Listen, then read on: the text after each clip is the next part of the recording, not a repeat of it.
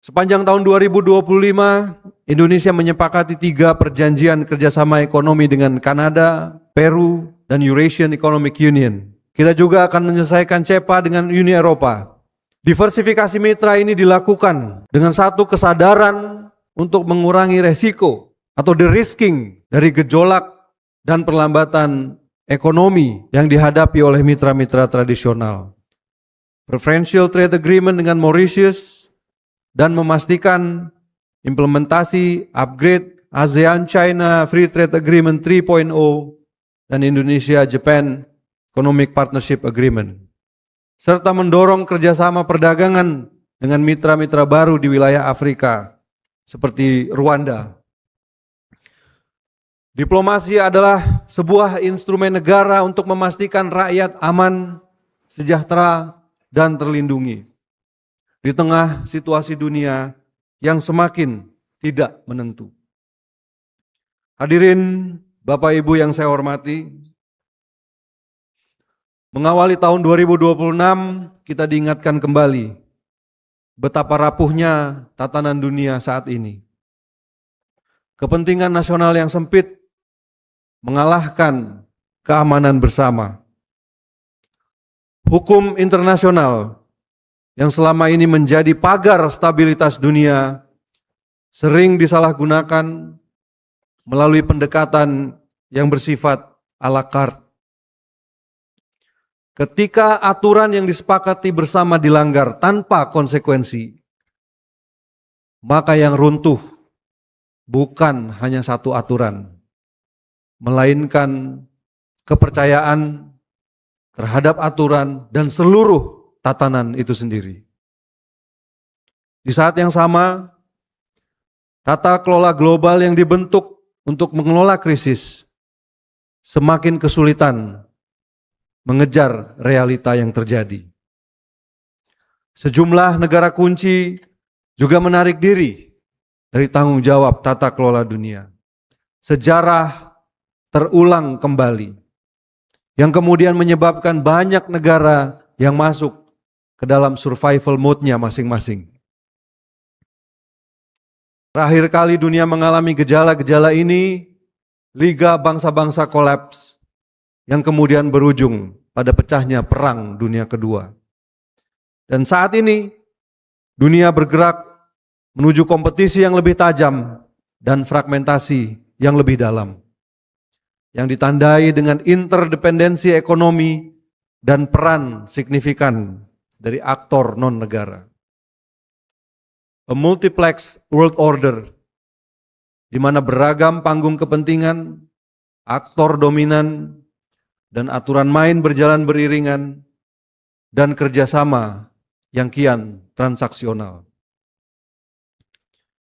Saat ini kita hidup di ruang abu-abu yang berbahaya, di mana batas antara perdamaian dan perang tidak tegas dan tanpa celah untuk salah membaca situasi.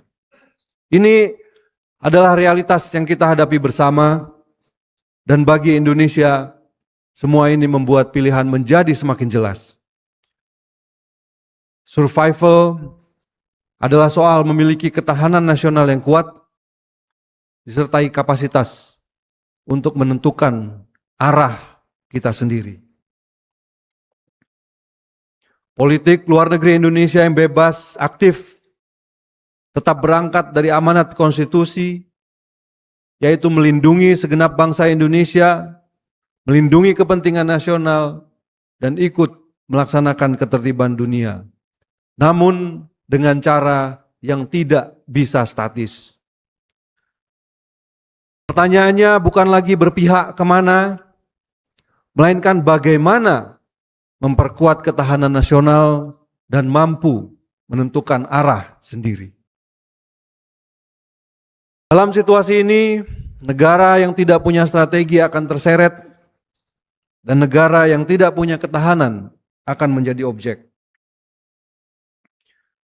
Dan Indonesia tentu saja tidak boleh berada di posisi itu. Kita harus melihat dunia apa adanya, keras, kompetitif, dan semakin tidak terprediksi. Oleh karena itu, diplomasi kita harus dibangun atas kesiapsiagaan, kewaspadaan, dan realisme. Kita harus mampu memiliki kemampuan menahan tekanan, mengelola resiko, beradaptasi untuk bangkit lebih kuat. Sebuah ketahanan yang bersifat dinamis, karena ancaman tidak lagi datang dalam bentuk tunggal dan krisis tidak datang satu persatu. Dinamika di luar negeri cepat atau lambat akan terasa dalam kehidupan kita sehari-hari. Ketika harga bahan pokok naik karena rantai pasok global terganggu, itu adalah persoalan politik luar negeri. Ketika teknologi baru melebarkan ketimpangan akses pendidikan dan pekerjaan, itu juga politik luar negeri. Dan ketika situasi keamanan memburuk di suatu wilayah, warga negara Indonesia di luar negeri hanya berharap satu hal, merasakan kehadiran dan perlindungan negaranya, dan tentu saja itu juga adalah politik luar negeri. Ketahanan ini tidak bisa dipinjam. Ketahanan ini harus dibangun dari dalam, karena di dunia yang tidak pasti, hanya negara yang kuat di dalam yang akan memiliki daya tawar di luar. Inilah yang saya maknai sebagai diplomasi ketahanan. Sebuah diplomasi yang tidak reaktif, tetapi adaptif, sebagai pilar fundamental dari politik luar negeri Indonesia. Di bidang kedaulatan dan pertahanan keamanan, stabilitas bukanlah kondisi yang datang dengan sendirinya.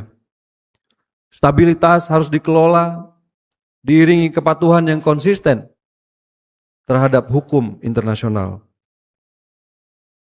Untuk itu, penyelesaian batas maritim dan darat dengan negara-negara tetangga menjadi prioritas kita.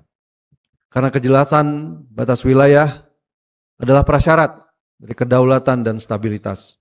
Sepanjang tahun 2025, kemajuan signifikan telah dicapai dalam rangka menyelesaikan permasalahan-permasalahan perbatasan, termasuk dengan Malaysia, dengan Timor Leste dan Vietnam.